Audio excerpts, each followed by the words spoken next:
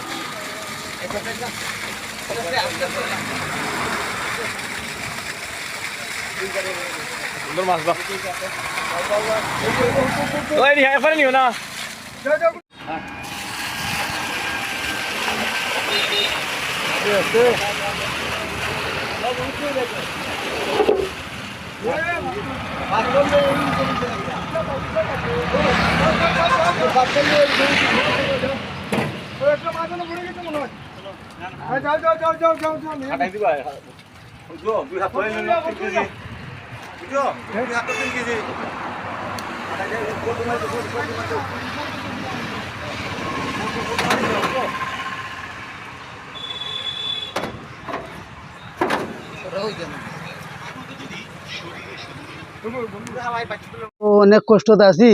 আপনারা যখন আমরা খোঁজ খবর নেওয়াতে আইছু না, যখন আমরা ক্ষতিগ্রস্তিতে বেজান হয়েছি বাঁশকান্দি আনুয়া, এটা বুঝো না, এটার ওই দিকে আমরা একটা রাস্তা আছে, এদিকে বরাকর জল ঢুকে যায়। তো এইদিকে বরাকর জল যখন ঢুকে আমরা মালিকরা তারা ছাড়িয়েছে অন্তত পক্ষে 30-40 লাখ টাকার মাছ। তো এই মাছগুলো মানে অনেক দিন আগে, আজ 5 মাস আগে ছাড়া হইলো। তো গত মানে আমরা 2 মাস পরে আমরা মাছটা বিক্রি করতাম বা এরকম আমরা টার্গেট আসলো আর কি। তো হঠাৎ আমরা মধ্যস্থলে আমরা ফ্লাডে যা অনেক ক্ষতি করে নিয়েছে। হঠাৎ 2-3 দিন হয়েছে মানে ফ্লাড জল ঢুকিয়ে গেছে।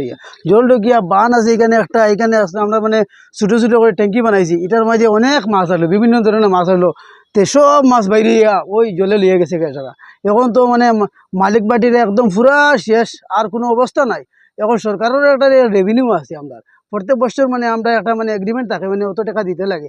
তো এইটাও দিবার মতো এখন কোনোটাও নাই, মানে অনেক তো টাকা তো গেলই গেল, আর অনেক ফারাদারও আছে, এইটারও সিকিউরিটি করে রকম দিতে। এখন মালিকরা সরকারে যদি কিছু দেখে তাও মানে মানে একটা বাঁচিবার একটা উপায় আর কি। আর তো কিছু কিতা কইতাম এখন, যাও মানে আমরা দাদা তারা সবও আসই, আর নিজেও তো অনেক কষ্ট ভিতরে দিন কাটানি চলে। আর এখন আপনারাও মানে কিছু মানে সরকারের কাছে আমরা একটা অনুরোধ আর কি, কিছু সাহায্য করবার একটা ব্যবস্থা করুন।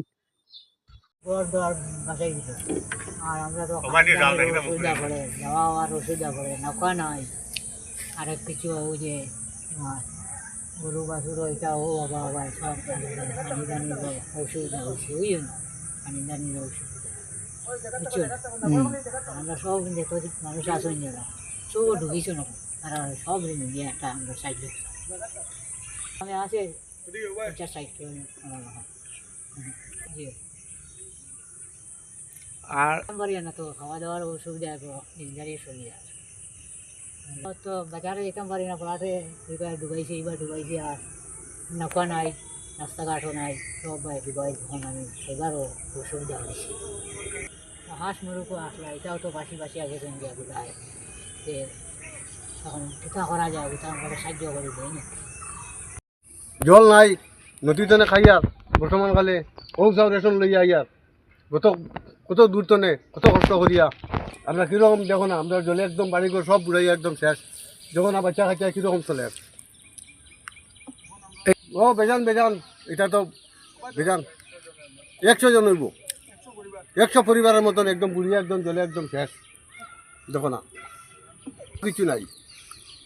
এখন বর্তমানে গিয়ে নৌকা দিয়ে আমরা রেশন কিনিয়া গিয়া কত দূর তনে আনিয়া খাইয়া তখন কালে তোমার ধান রাস্তাঘাট এটা নাই যখন আর জল আমরা বর্তমানে এটা প্লাটের জল খাই আর আমরা যখন আর রাস্তা নাই ঘাট নাই কারেন্ট নাই এই নাই সেই নাই কীরকম বাঁচতাম কোনো উপায় নাই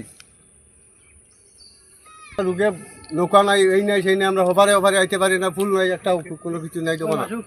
জল পর্যন্ত নাই প্লাটের জল আমরা বর্তমানে খাই আর দেখুন দাদা এখানে তো এই বাসকান্দি আনুত আমরা মাছ চাষ করিয়া আমরা কোনো রকম জীবিকা রক্ষা করি। আর গত 2-3 দিন আগে বরাক নদীর জল আর অতিরিক্ত বৃষ্টির ফলে আনুত জল পরিমাণে ঢুকছে। ঢুকিয়া তো আমরা যত মাছ চাষ করছি তা তো সব বানুন ডুবিয়া আমরা মাছ সব গেছে গিয়া। এখন আমরা বাসাও সহ ডুবি গেছি। এখন আমরা টাকারও উপায় নাই। আর সরকারের একটা রেভিনিউ দেওয়া লাগে আমরা এই মাছ বেচিয়া। এখন তো মাছও সারা গেল কি সরকারের রেভিনিউটাও আমরা কিরকম দিতাম, আমরাও এখন থাকতাম কোথায় আর খাইতাম কিলা এই চিন্তা আমরা জান পাচ্ছেন না। এখন সরকারের কাছে এটাও আমার আবেদন, আমরা এই রেভিনিউ কিলা দিতাম আর আমরা খাইতাম কই থেকে। যদি সরকারে আমরা একটা দেখে কিচ্ছু করার তে তো আমরা একটু রক্ষা পাইলাম মনে। এছাড়া তো আমরা আর এখন কিচ্ছু করার উপায় নাই। ওই নৌকার তাকিয়ে এখন আমরা দিন যার। আর এখন আমরা এই চিন্তা করে খালি আমরা বাসা না এদিকে এই গ্রামের বাড়িঘরে অনেকটা ডুবিছে। এরকম আমরা লাগান অনেক মানুষ অসহায় হয়ে পড়ছে। এই চিন্তাটা যদি সরকারে আমরা লাগে একটু চিন্তা করে তো আমরা একটু বাঁচলামও। অনেক টাকা রেভিনিউ দেওয়া লাগে সরকারের কাছে, এটাও আমরা এখন কীরকম দিতাম আর আমরাও কিভাবে খাইতাম আর চলতাম, আমরা তো এই চিন্তা করি এখন ব্যস্ততা।